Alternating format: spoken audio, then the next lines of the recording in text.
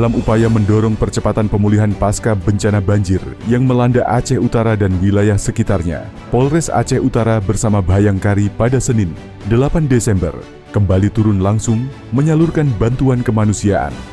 Bahan makanan, air mineral, hingga obat-obatan disalurkan kepada masyarakat yang hingga kini masih bertahan di posko-posko pengungsian. Mereka yang kehilangan rumah, barang berharga, bahkan sebagian dari kehidupan yang pernah mereka miliki. Di balik setiap paket bantuan yang diserahkan, ada kepedulian.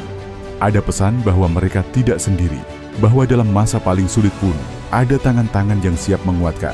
Bencana mungkin telah merenggut banyak hal, tetapi tidak akan pernah mampu memadamkan semangat kita untuk bangkit. Karena kekuatan sejati muncul bukan ketika hidup sedang mudah, melainkan ketika kita memilih berdiri kembali setelah jatuh paling dalam.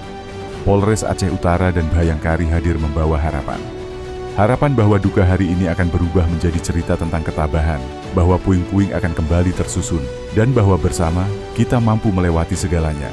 Di tengah penderitaan, kita menemukan kebersamaan. Di tengah kehilangan, kita menemukan kekuatan. Dan dari Aceh Utara, akan tumbuh kembali kehidupan yang lebih kuat, lebih tegar, dan lebih bersatu daripada sebelumnya.